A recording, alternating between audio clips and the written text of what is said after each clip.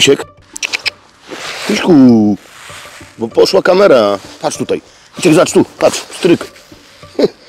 A my z Miśkiem, słuchajcie, podjęliśmy taką dosyć dynamiczną decyzję i zamiast jechać do Madrytu, o którym dużo wiadomo, niczym bym tam, czy może bym czymś tam was zaskoczył, ale postanowiliśmy zjechać ze szlaku i zamiast pchać się przez przełęcz Saragossa, przepraszam, Saragossa, szarża pod Somosierrą była słynna polskich szwoleżerów, więc zamiast przez Somosierrę cisnąć do Madrytu, skręciliśmy w prawo i wzdłuż gór Sierra de Guadarrama, o ile dobrze wymawiam nazwę, bo mówię z pamięci.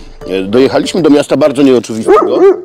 To będzie pojedynek.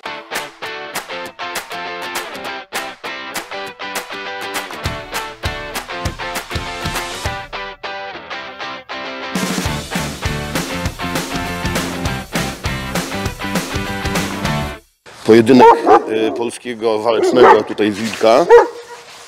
Ten sęcz nie będzie, bo wilk jest na uwięzi. Ale szura do hiszpańskiego tutaj kolegi. Miejsce jest właściwe do okazywania tego typu samczych postaw, ponieważ to, co za nami, za naszym kamperem, to jest Plaza del Toro, czyli miejsce, w którym odbywają się walki byków w mieście, do którego dotarliśmy, a jest to miasto Segowia. I zapewniam was, że jest to miasto bardzo nieoczywiste, ponieważ no ja, mówiąc zupełnie szczerze i bez żadnego bicia, mogę się przyznać, że po prostu o Segowii wcześniej za bardzo nie słyszałem. Natomiast w momencie, kiedy zacząłem sobie o tej Segowii czytać, to dosyć szybko okazało się, że miasto ma mega historię, ma świetną architekturę, ma mnóstwo zabytków i dużo ciekawych historii do opowiedzenia. Dlatego Miś dosyć szybko zgodził się ze mną, że przecież nie jest naszą specjalizacją tylko i wyłącznie pokazywanie miast słynnych, sławnych, tylko mamy również taką ambicję z Misiem, że chcemy odkrywać miejsca nieoczywiste i Segowia jednym z takich miejsc jest. Za chwilę wyruszamy do niej na rowerze. Jesteśmy w największej hiszpańskiej prowincji, która nazywa się Castilla y León. I jak już to wcześniej zdradziłem, jesteśmy w mieście Segowia, które tu otóż za mną pięknie się prezentuje, z czymś, co urwało mi duszę. To znaczy, ja nie widziałem takiego pięknego rzymskiego akweduktu w ścisłym centrum miasta. Zobaczcie, jak to obłędnie wygląda. Zachował się najważniejszy fragment akweduktu, ten, który prowadzi właśnie do niego bezpośrednio. Widywałem inne akwedukty, których fragmenty gdzieś tam się zachowały na prowincji, daleko od szosy. A ten jest wyjątkowy, bo jest też cholernie wysoki, bo wzgórze, z którego schodzi, pokażę później go z drugiej strony, dzieli od miasta dolina i musieli go bardzo mocno podnieść do góry budowniczowie. No i w ogóle miasto obłęd. Zapraszam was do środka, ale zanim wejdziemy do środka, spróbujemy zobaczyć Alcazar od dołu i mury obronne również od dołu, bo jak chodziłem po nich wczoraj wieczorem, to powiem wam, że byłem w szoku, bo chyba nie widziałem wyższych nigdy w życiu. Mam nadzieję, że podołam jako wasz operator dzisiaj, bo jestem trochę chory. Przegiąłem w Pirenejach pałę z jeżdżeniem na rowerze i się przeziębiłem, ale jest tak obłędna dzisiaj pogoda, że musimy filmować to miasto. W tej robocie bez roweru ani rusz przedstawiam wam czarną mambę. Czarną mambę, czyli elektryka, który przywiózł nas szmat drogi dookoła miasta, żeby zdobyć to ujęcie. Przed wami Alcazar, czyli zamek w Segowii, który w tym miejscu łączy się z miastem, które się ciągnie tam dalej, het. To jest chyba wieża katedry. Ja w pierwszej chwili myślałem, że to jest jakieś malutkie miasteczko, a prawda jest taka, że może dzisiaj to miasto jest niewielkie, bo ma 60 000 mieszkańców. Jest takie w sam raz do życia, moim zdaniem. Świetny klimat jest w tym mieście. Natomiast to stare miasto, które za chwilę objedziemy dookoła i potem wejdziemy do środka, jest ogromne. I na spacerowanie na długie godziny. Niezłe te skały. Tam wcześniej minęliśmy na nich dawniej się mieszczący cmentarz żydowski. A my teraz uzyskamy taką wizję, taki widok 360 stopni, objeżdżając Segowię dookoła. No jest to kilkanaście kilometrów, więc bez roweru naprawdę się tego nie da zrobić. Tu w ogóle nie ma ani turystów, ani ludzi żadnych. Jest to jakiś smog w ogóle, to jest tak wielkie. Jedziemy dalej, ale jakby jestem w szoku, bo jak można nie wiedzieć o takim mieście? To oczywiście przygana wobec siebie samego. No, na samym dole płynie sobie taka urocza, nieduża rzeczka, która się nazywa Eresma. Wzdłuż tej, to ona wyrzeźbiła całe to terytorium, które odkrywamy. Wycięła ten wąwóz, nad którym się wznosi zamek nazywany Alcazarem. Będziemy go mieli za chwilę pod słońce.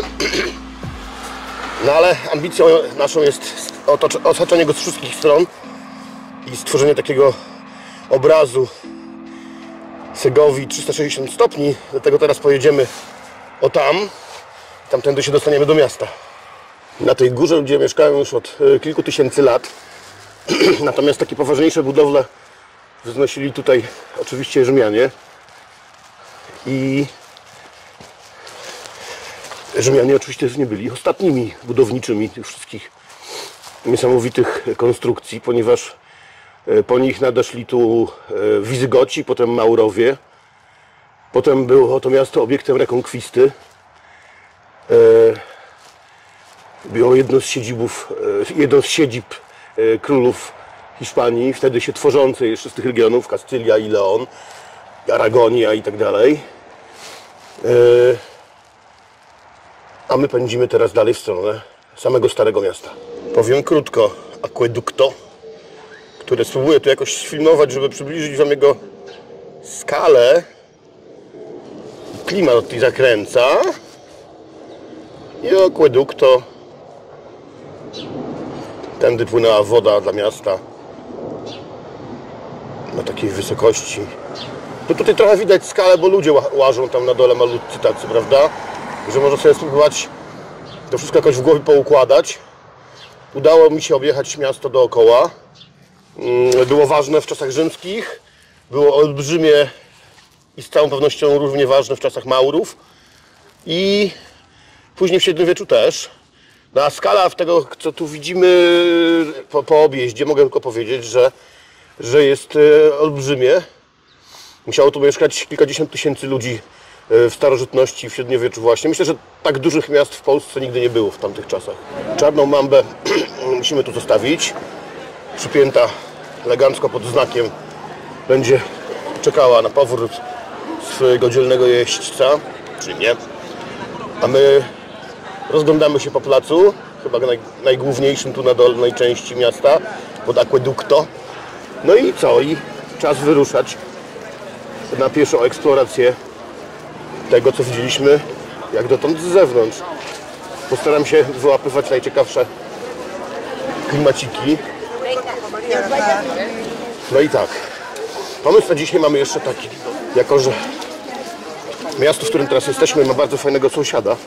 Niecałą godzinę jazdy stąd jest miasto Avil, które z mojego zwiadu wstępnego zapowiada się równie atrakcyjnie i sensacyjnie jak Segowia, która szturmem bierze, jeńców z kolei brać nie chce. Jak dla mnie takie miasto z zaskoczenia ma dużo większą wartość niż coś, czego bym się spodziewał. Do tego już fajne jest to, że zdecydowanie mocno czuć tutaj to, że nie jest to miasto turystyczne. Tutaj są wszędzie miejscowi, takie normalne sklepy i mi się to bardzo podoba. No po prostu wiecie, o co chodzi. Mnie takie klimaty po prostu totalnie kręcą. Próbowałem zagaić w tapasbarze jednym, ale dopiero od 13 będzie czynny. Zobaczmy, co tutaj mają w menu. Będzie w czym wybierać. I niestety dla wegan i wegetarian mam informację niezbyt optymistyczną, to znaczy Hiszpania to nie jest kraj dla roślinnych ludzi. Tutaj jest kult mięcha zdecydowany, więc trzeba się albo nastawić na wcinanie jakichś tam ziemniaczków i suróweczek. Ojo, czytałem o tym budynku. Zobaczcie, jaka ściana. To jest najbardziej charakterystyczna kamienica w całej Segowii. Pierwotnie nie wyglądała wcale tak, ale zamiar ówczesnego właściciela kilkaset lat temu był taki, żeby się na maksa wyróżnić. Dla szpanu po prostu. Krótko mówiąc, dla szpanu została taka fasada zrobiona, ale wygląda kozacko. No więc dzisiejszy odcinek będzie złożony z dwóch miast. Segowii będzie towarzyszyć miasto, do którego mam 54 minuty jazdy dokładnie stąd. Więc uznałem, że jest to fantastyczna para. Taka do zrobienia w ciągu jednego wyjazdu. I oba miasta mają tą samą kluczową do tego odcinka cechę, czyli nie są oczywiste. Ja w ogóle uważam, że przyszłość takiego City Breaku for Advanced, jaki tu próbujemy Wam proponować, to będzie zwracanie uwagi właśnie na takich graczy niekoniecznie obecnych w tej pierwszej lidze światowej. Z tego prostego względu, że w tych największych miastach, w tych wszystkich Wenecjach i Florencjach, tych turystów jest po prostu cała masa. I to w momencie, kiedy się zamienia w overturizm, nie budzi mojego jakiegoś specjalnego entuzjazmu. Ja wolę być tam, gdzie jest tak jak tutaj normalne życie. Jakaś niewielka liczba turystów, oczywiście mile widziana. Miasta turystyczne stają się makietami. I wydaje mi się, że to jest poważna wada. Zachwyt budynkami to nie jest to, co tygrysom z Open Ice Economy powinno podobać się najbardziej. Uwielbiam te zakamary, uliczki wąskie. No i teraz zmierzamy w stronę katedry, powoli będzie się ze następnego winkla chyba już wyłaniać.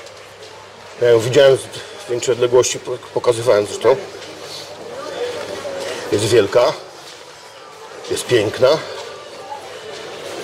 W źródłach wyczytałem, że szczególną atencją należy darzyć ją z zewnątrz. Nawet nie wiem, czy będziemy wchodzili do środka. Więc na pewno ją za chwilę tutaj wyłapiemy obiektywem. I pewnie będziemy musieli to robić z większej odległości, bo jest to obiekt monumentalny. Jest, wyłania się. To jest chyba najważniejszy plac w tym górnym mieście. Dość spory.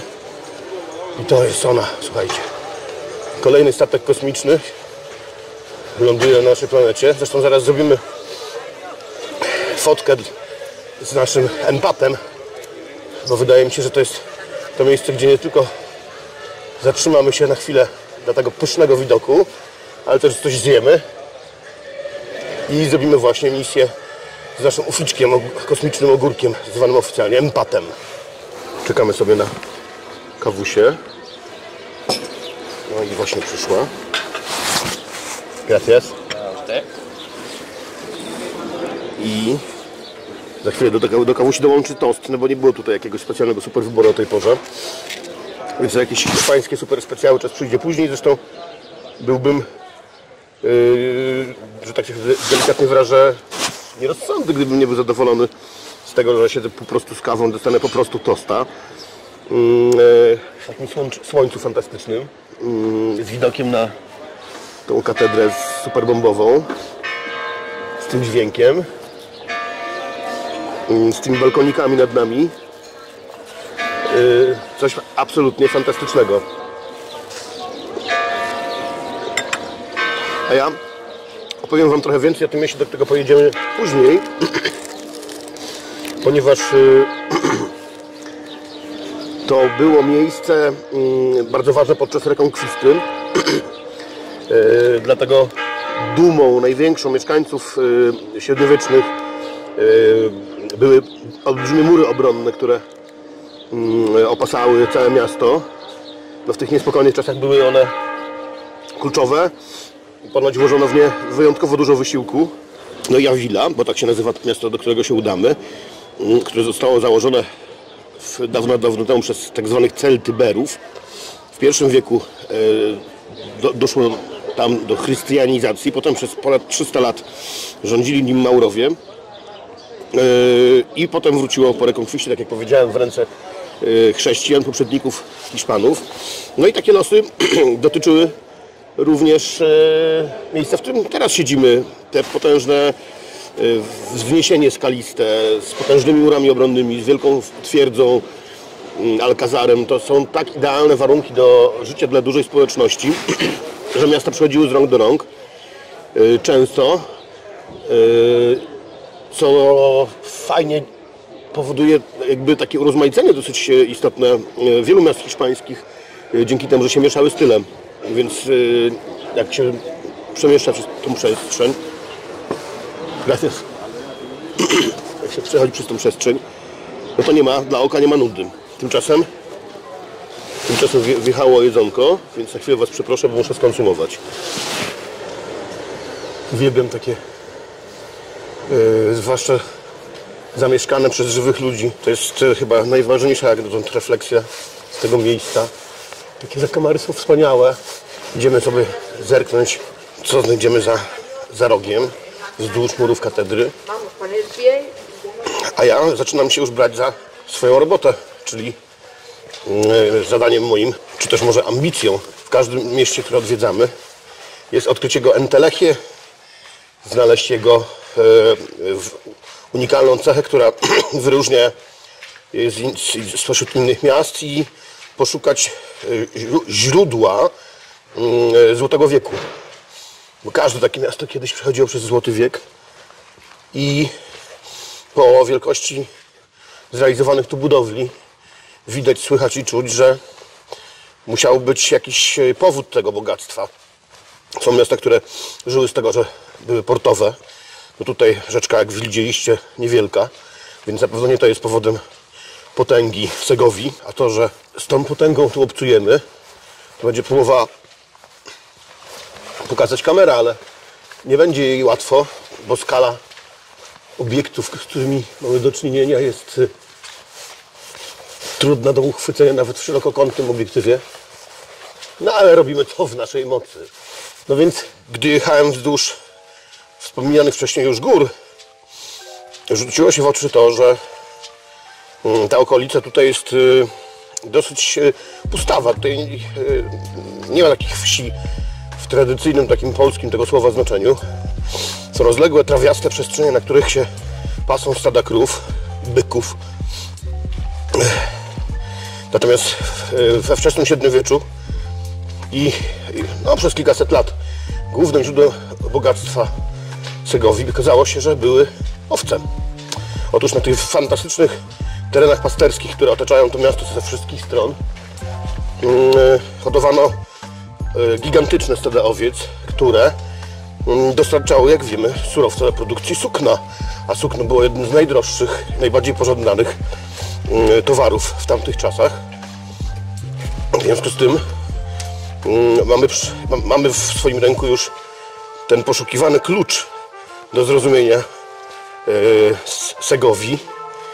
Tak jak podobnie zresztą miasto, do którego za chwilę się udamy, też będziemy szukali jego z kolei entelechi czy jakiejś specjalizacji i wydaje się, że tam będzie bardziej kwestia militarna jako istotna cecha tego, jakie miasto zobaczymy współcześnie.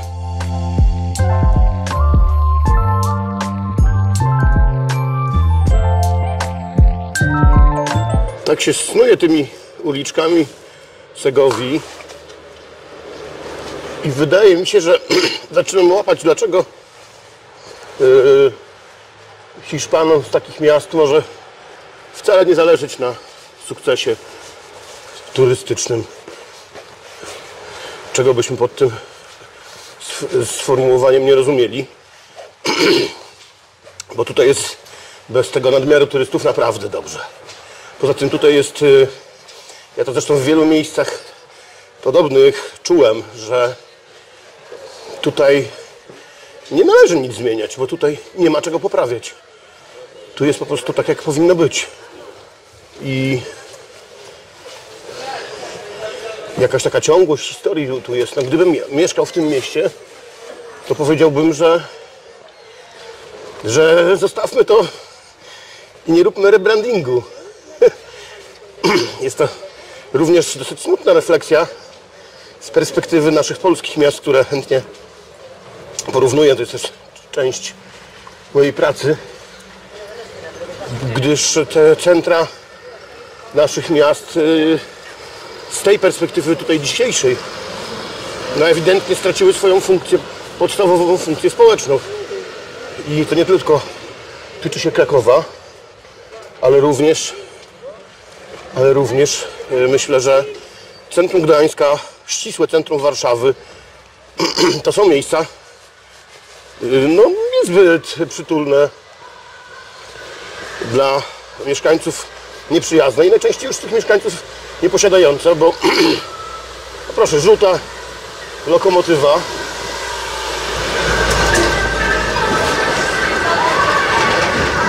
nie tylko w polskim Ciechocinku takie, jak widzę, atrakcje.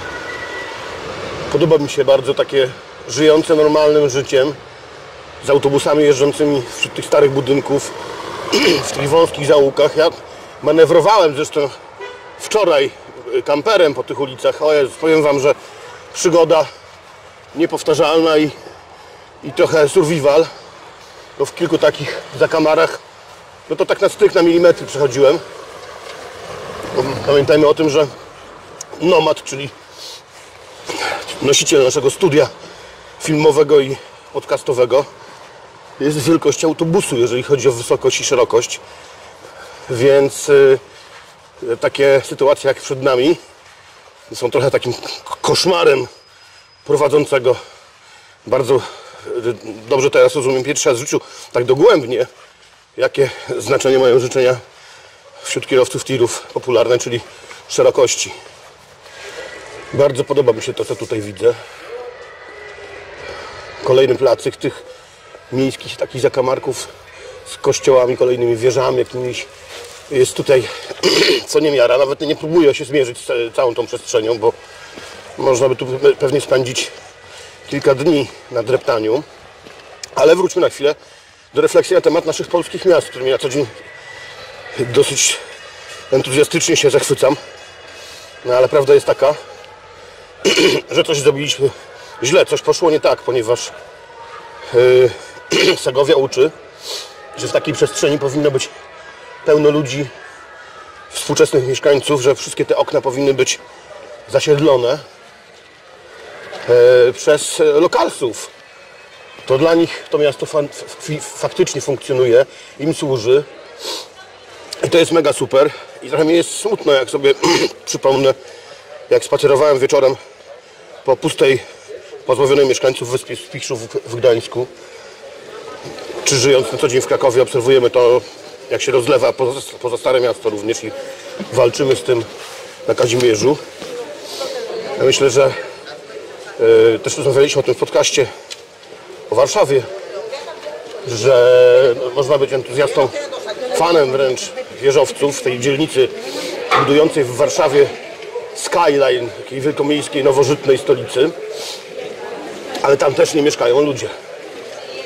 A tutaj mieszkają i widać, że te wszystkie funkcje społeczne, które w słynnej Wenecji zanikły, gdzie turyści po prostu pożarli tą starodawną architekturę, całą tą starożytną urbanistykę, której, jak widzicie, tutaj jest wszędzie pełno. Tylko że tutaj wszędzie są normalne sklepy. I to jest absolutnie fenomenalne.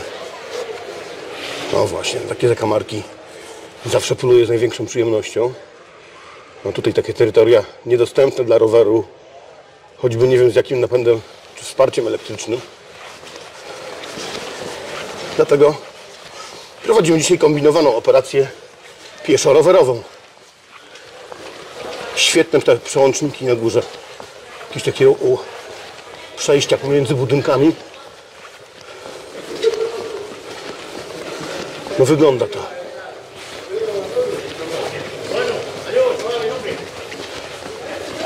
Jak jechałem na rowerze na dole, mijałem się z taką dużą grupą ludzi na rowerach.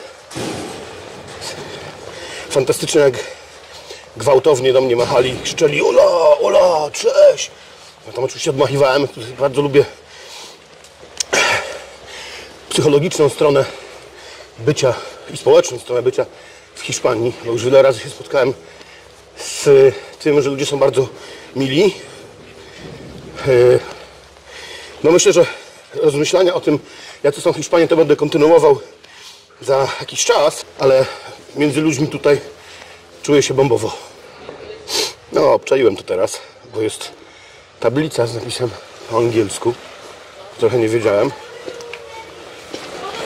z czym obcujemy, a to jest po prostu ukryta część akweduktu. Tędy płynęła woda. A, już wiem, gdzie jesteśmy. Jak tam pójdziemy, to wyjdziemy, będziemy mieli widok na ten plac w dół. Złapałem orient w tej chwili w przestrzeni.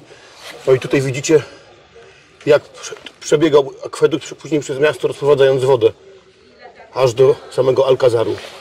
Ona płynęła. Fantastyczne. Zobaczmy, co zobaczymy. Zobaczmy, co zobaczymy. Zaraz wychylimy się z obiektywem tutaj na taras, który chyba zapewni nam dość efektowny widok i też z nowej perspektywy. Już widzę też, że możemy wyjść na górę i zobaczyć być może nawet, o proszę bardzo, akwedukt z góry. O, tam są te góry, o których wam mówiłem. Nazwy jeszcze się nie nauczyłem. Sierra Sierra Petarda. Idziemy na górę. Właśnie, jak nie będę czegoś wiedział, znał, to będę nazywał to we własnej wersji języka hiszpańskiego, czyli Sierra Petarda. A tu widzimy Sierra Petarda z drugiej strony akweduktu i drugi plac. Segovia, całkowicie zaskakujące miejsce. Cita Petarda. Ledwie już rzężę, ale przyznajcie sami, że byłoby grzechem nie przywitać się z tym wspaniałym miastem. Więc mimo choroby wywiązałem się ze swoich obowiązków, nie tracąc na szczęście jeszcze głosu, więc może coś nam zostanie na Avile.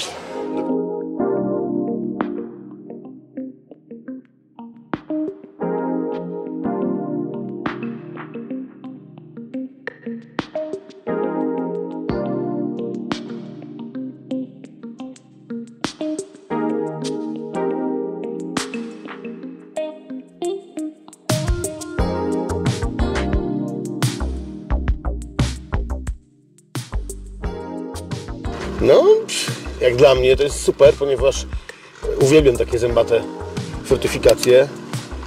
Z jakiegoś powodu pół świata się podnieca francuskim Carcassonne, które też jest właśnie miastem całkowicie otoczonym takimi murami. Te wydają mi się starsze od tych w Carcassonne, bo to są czasy rekonkwisty. Sprawdzę później. Ten mur robi robotę. To dla niego tutaj przyjechaliśmy, więc nawet gdyby w środku nie było nic, czego się nie spodziewam, to i tak jestem już szczęśliwy i bardzo zadowolony z tego naszego tutaj spotkania.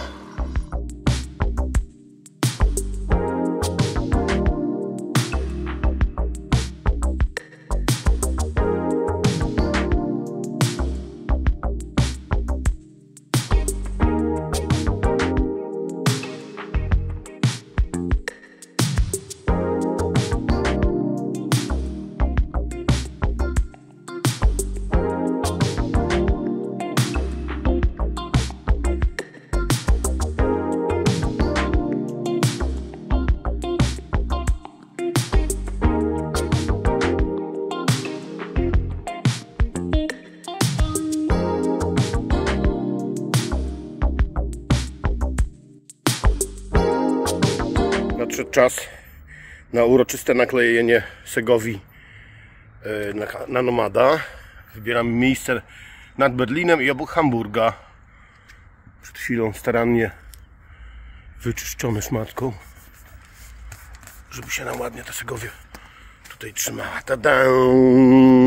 Dobiega końca przygoda misia z Segowią. Miś di Segowia wyrusza w dalszą trasę. Nawąchaj się, chłopie, bo nigdy nie wiadomo, czy jeszcze kiedyśkolwiek będziesz miał w życiu szansę wąchać segowiańskie zapachy. I prowadź mnie do nomada. Miś, chodź. Wsiadamy z misiem do nomadziska i wyruszamy w dalszą trasę na naszej długiej, niezmiernie liście, dopisując Segowię. A przy tym, ile już tych naklejek się nazbierało z tyłu, to warto zwrócić uwagę na to, że wciąż jest dopiero początek naszej przygody. Miś, jak to mawiamy zwyczajowo,